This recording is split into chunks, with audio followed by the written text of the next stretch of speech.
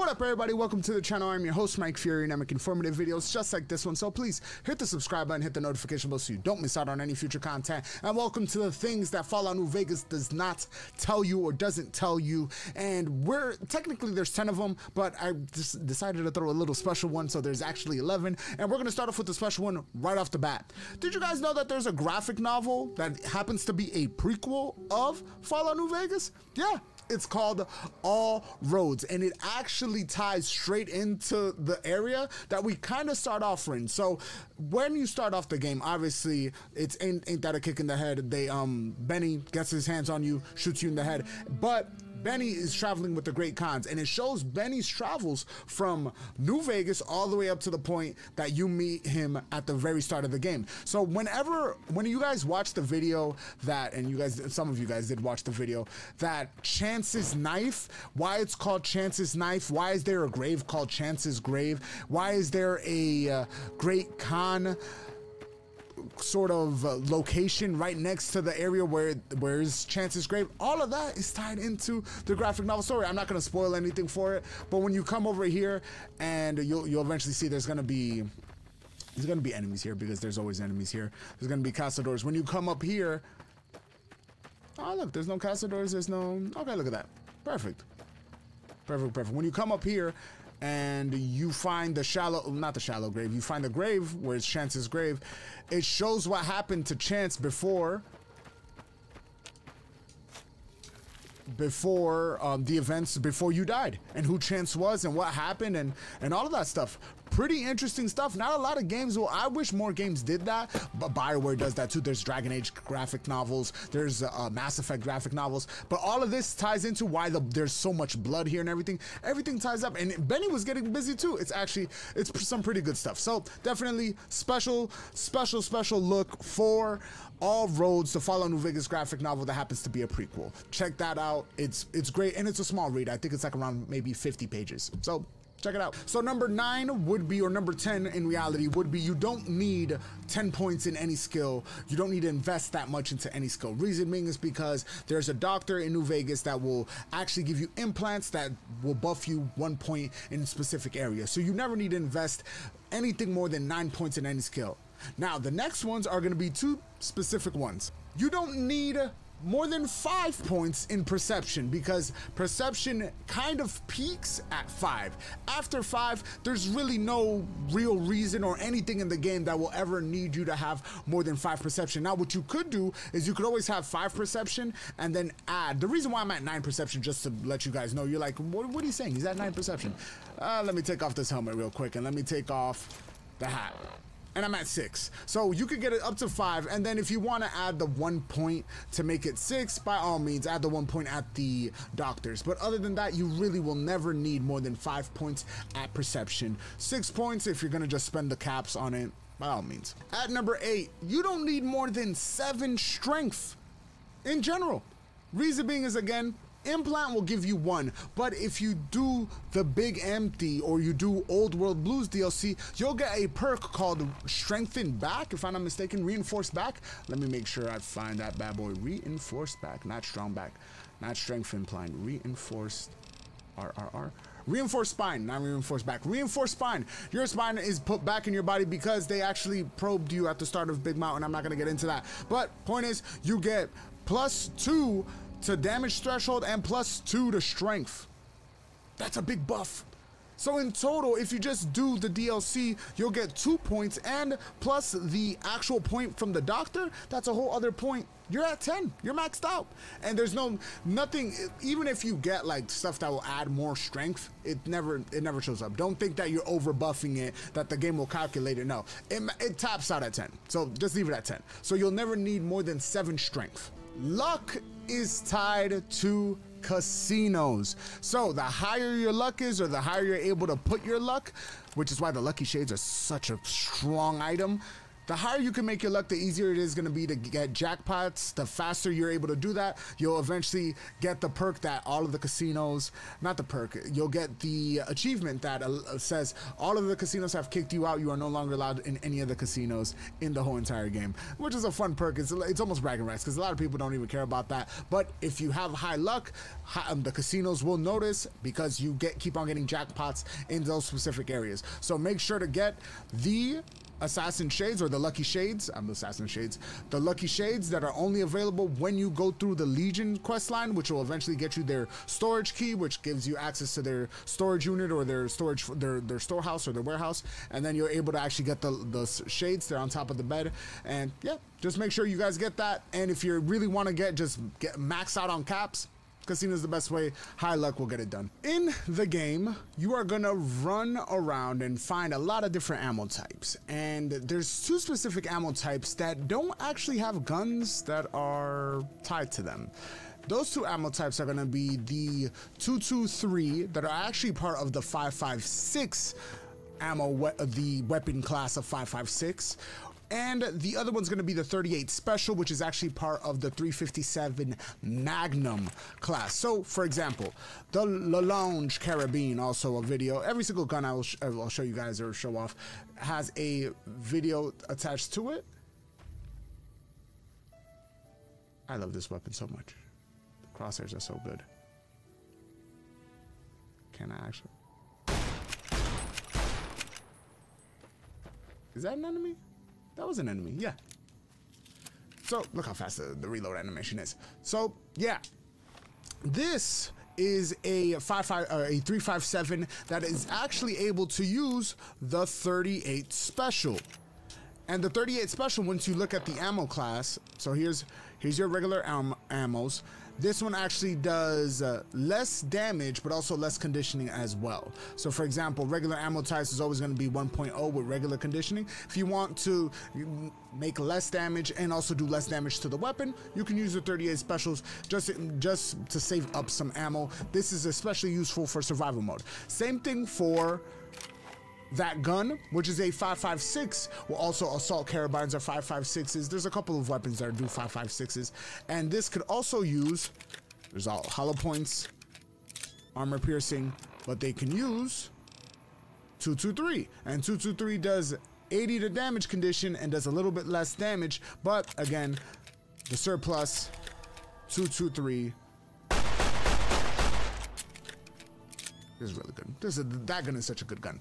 But yes, if you happen to go around those ammos and you're actually running out of ammo, especially in survival mode or in just regular, just using the game, and you just don't forget that you have extra ammos that are not part of that type, but you can use them just to dispatch like little regular enemies, and that way you conserve some of the ammo that you're gonna really need in the bigger fights. This one being one of my favorite things that it actually doesn't tell you, but it kind of does at the same time. Agility is directly tied and modifies your reload speed, also your ammunition changing speed as well. So if you naturally want to get faster at reloading, you yes, of course, take the fast reloader perk that, if I'm not mistaken, I currently have. It's one of the first perks I take. It's either instant reloader or fast reloader or something along those lines. Rapid reload. So rapid reload, obviously 25% will help, but your agility skill in its entirety will help. So will help with this as well. Now you can get agility in a couple of ways. Obviously the agility implant in the New Vegas Medical Clinic. You could also get the intensive training perk and waste a perk on that and get an extra point on that. And by the end of the Lonesome Road DLC, you actually get an extra point as well. Now there's also a bunch of different equipment that modify this as well, so therefore making it so you could go from, whoops, wrong gun, here we go.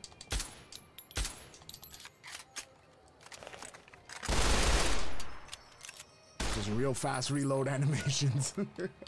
Some of them obviously going to be faster than others. The weapons that I'm using are easier to. Snipers are a little bit longer. If we go for, let's say, let's use a revolver. Revolvers are great. Very fast. it's all gonna depend on your agility skill. And I'm also gonna leave the formula up, but for example, what is that? 2 seconds? Yeah, it's a beautiful thing. So always keep in mind that if you wanna be the fastest gun in the West, agility's the way to go. Here is another one. Your mercenary your mercenary grenade rifle that you get at the start of the game, guess what? It takes mods. Yes, mods, which is why it's that extended piece right in front of it, which is why I'm even showing you guys this angle. This little piece right here is the extended barrel or the long barrel, and this will, if I'm not mistaken, if I look at the mod list, increases range by 100%. That's actually pretty sweet. Especially since this is for... Okay. Oh, we're just launching things into outer space. Especially since this is one of the early games, like, explosive weapons. There's not that many of them in early game, but if you can find the mod place or somebody who sells the mod, hey, you can even make it even more effective. This is also true for the weathered 10mm pistol. Funny enough, again, this one has a silencer on it and a laser sight, if I'm not mistaken. So the 10mm pistol, if you can see where that little groove is at the top, you could actually make it. And I think this one takes 5 mods, or 2 mods. 5 mods. I thought it was 3 mods, but increased mag size, which adds 4 to the clip, and then silencer. At the end of the day, it's just better. I love the 45 with the silencer and the HD and the conditioning on it, but if we compare them, the 45 does 38 damage, the weather one does 26, so the 45 is also going to come on top, but the 45's ammo is pretty hard to come by in comparison to the 10mm, which, as you can tell, I have 9,000 bullets of it. So keep that in mind. If you want a weapon, you see the shimmer off of it? That's actually pretty cool. Keep in mind, if you want a weapon that's more easily accessible, more easy to use, more easy to repair, the 10mm, oh, super fast animation. The 10mm is the way to go. Once you get to the DLC, the 45 is probably gonna beat it out in just sheer damage. One of the things that is very negligible and something that a lot of people don't even notice about Las Vegas and the Strip in general, or New Vegas and the Strip in general, is the fact that there is a lot, and I mean a lot, of magazines to be looted from the magazine vendors.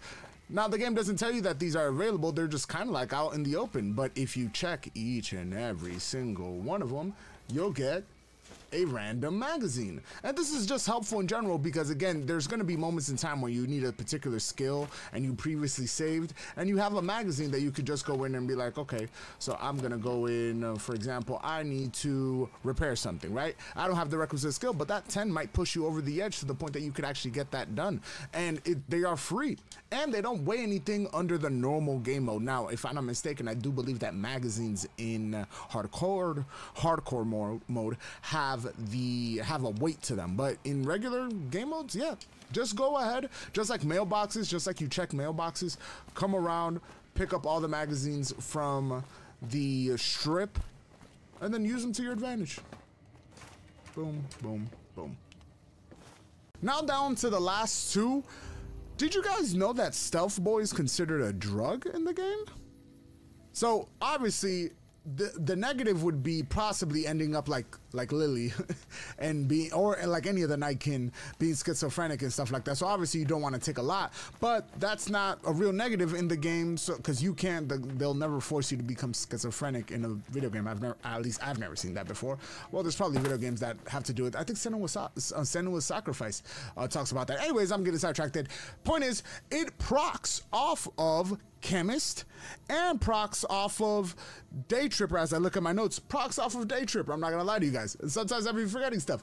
It procs off of Day Tripper and procs off of Chemist, and if I'm not mistaken, if you do Logan's Loophole, it procs off of that as well. Any drug procs off of that. So if you don't know, Chemist would be, where's Chemist? No, Day Tripper. You've done enough chems to know how to hang on to the effects just a little while longer. I never got Chemist. If I'm not mistaken, Chemist is one of those that you could actually get multiple times and extend the effects. But same thing, if you have Chemist, if you have anything that extends the use of drugs, yeah, it's gonna make it so your stint in any drugged state longer. So stuff boys as well. And finally, the very last one. Two things in particular. One, there are special moves outside of your regular melee attacks in the game, and there's special use that you can use within that. For example, as you can see on the right hand side, it says uppercut, cross. Those are regular moves. Once you'll unlock them once you hit a certain level and you're unarmed skilled. If I decided to pick up the let's say the X22 antenna, right? Pain frequency would be the special move. Some of them are carbon copies of each other, some of them are not. How about for the shovel? Grand Slam, which is also the home run one for the bat as well. If we do Saw Upon Wounds, again, uppercut, cross, because it's an unarmed weapon. If I do Protonic, Inversal Sacrificer, like each, for the most part, a lot of them have a specific move. There is one that I used with the Blade of the West in one of the videos. It's called Mauler, and Mauler almost always knocks them down. So there's a high chance of knocking them down. But when you do certain quests, you will unlock moves. There's a reason why I'm in this guy's room right now. So here in Novak, let's go to Novak. Here in Novak, and there's a reason why I also have Veronica with me too. Here in Novak, right next to the dinosaur, come to Andy's room, Ranger Andy's room. Have a very simple conversation with him. Why are you so dark? You need more light. We haven't met yet. She looks creepy as hell. Town. So, just ask him, did something happen to your life? Yeah, twice. What happened? And just inquire. What did you do? Whatever. Say, and if you pass this speech... People don't exactly line up to find out what's in my head. You know, maybe there's something I can do for you. There's a move we have in the Rangers for knocking an opponent off his feet. Saved my butt a bunch of times. Now you unlocked one of the special moves that you can use outside of VATS. This is the Ranger Takedown. Once you are outside of VATS, I've already showed you guys the ones that are inside of VATS. Those are particular to the melee weapons. So you'll have like Flawless for the katana. It's like flawless perfection or something like that. There's Mauler for the Bloodnap has a move called Bloodnap. Like, for example, they'll have a move called Bloodnap. Even though, again, carbon copies of them. But when you don't have a weapon unarmed, you can actually use specific moves outside of VATS. So there's Legion, NCR, Brotherhood of Steel, and Great Khan. The Great Khan one is probably the least like cool one because you just grab sand and throw it in front of them from first person mode. It looks like this. Crap. It actually looks better in first person mode. The cool ones, in my opinion, are the NCR one and the Legion one. The Legion one is, whoops, not that one. That's the NCR one. Basically a roundhouse trip. The issue is hitting the roundhouse trip.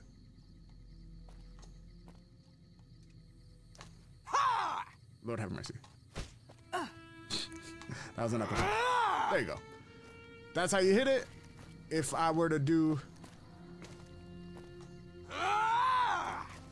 Doesn't really seem like it does anything. But then you have the Superman punch, which is my favorite. It's the Legion one. I'm not gonna hit her because then she might fight me because I already hit her with a couple of things. That has been the things that Fallout New Vegas doesn't tell you. If you guys know any of them other ones, let me know down in the comment section below. I would love to find out something new of the game that I absolutely love. But anyways, guys, like, share, subscribe, comment down below. Let me know what you think of this video. If you want to go above and beyond, Patreon, Amazon, and Humble Bundle link. If you're gonna do anything, $1 a day keeps the landlord away. I'm your host, Mike Fury. It's been a complete pleasure. Until next time, Mike, off.